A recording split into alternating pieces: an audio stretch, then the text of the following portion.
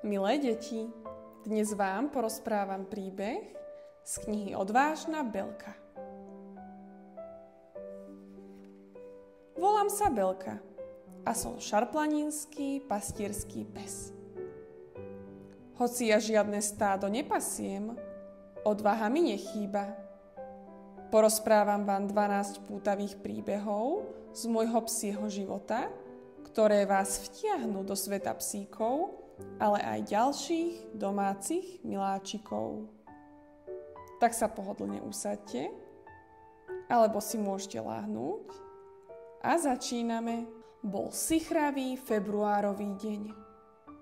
Vonku bolo naozaj nepríjemne a dažďové kvapky bubnovali na okno. Polihovala som na svojej hebúčkej oranžovej deke. Voňala krásne mojou mamičkou Valinkou. Zrazu zazvonil telefón. Čo sa deje? Kto volá? Musím to zistiť. Rýchlo som vyskočila na nohy a potichučky išla za známym hlasom. Opatrne som nakúkla do izby. Pani chovateľka sa na mňa významne pozrela a povedala: Tak, Belinka, o pár dní pôjdeme na výlet. Práve volali tvoji budúci majitelia, ktorí sa na teba už veľmi tešia. Čože? Pomyslela som si. Naozaj hovorí o mne? Mala som skoro 4 mesiace a zdalo sa, že už zostanem tu, pri mamičke.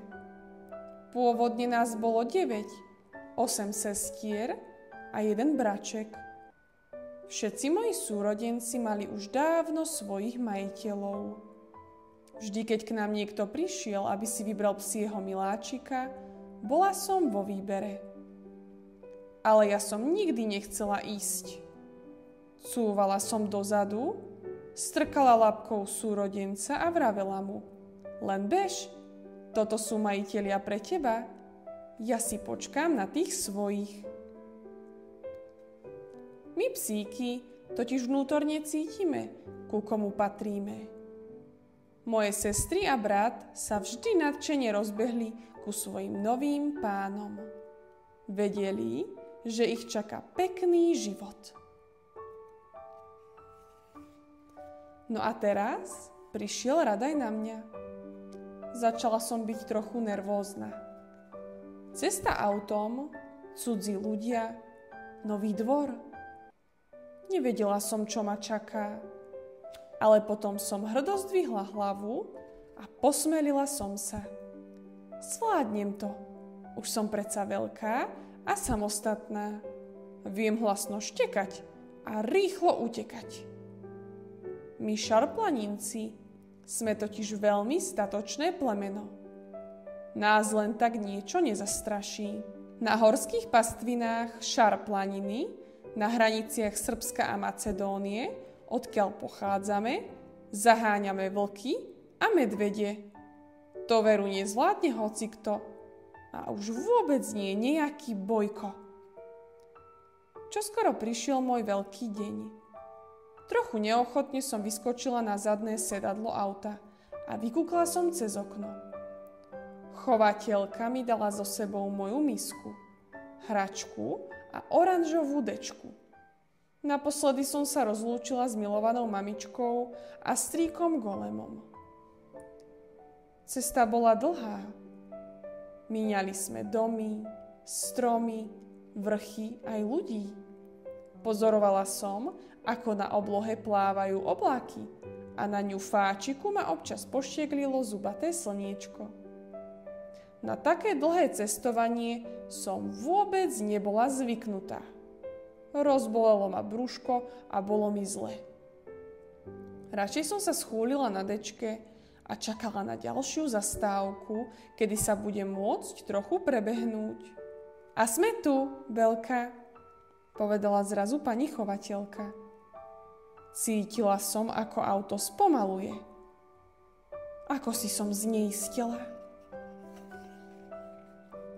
Čo si o mne noví majitelia pomyslia, keď ma uvidia? Budem sa im páčiť? Opatrne som vyskočila z auta a rozhliadala sa naokolo. O chvíľku k nám prišiel jeden pár. To budú asi oni, povedala som si. Páčia sa mi a vyzerajú milo.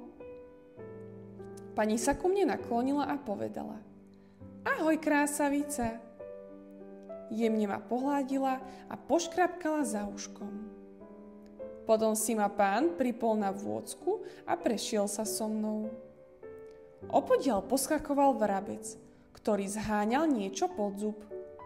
Bezočivo na mňa pozrel, ale ja som si ho nevšímala. Som predsa dobre vychovaná psia slečna. Zdalo sa, že sú s mojím výkonom spokojní. Ešte sa chvíľu zhovárali s chovateľkou a vybavili všetko potrebné a už som naskakovala do veľkého auta. Moja nová panička si sadla ku mne na zadné sedadlo. Auto sa dalo do pohybu a viezlo ma do neznáma. Zacítila som príjemné hladkanie a hneď som sa prestala chvieť. Veľmi sa mi to páčilo. Kým sme dorazili do môjho nového domova, schylovalo sa k večeru. Zvedavo som si všetko prezrela, oňuchala celý dvor a poriadne som si zahaukala. Som predsa veľký pes a musím dať najavo, kto tu bude odteraz strážiť. Teda Belka, ty budeš skvelá strážkyňa. Smiali sa moji noví domáci, keď počuli môj silný hlas. Spokojne ma poťapkali po chrbte. Potom mi ustlali peleštek, do misky nasypali granuly a popriali mi dobrú noc. Zaborila som sa do svojej dečky. Privonela k nej a sladučko zaspala.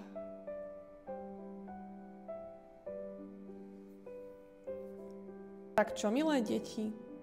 Už viete, aký je rozdiel medzi chovateľom a majiteľom?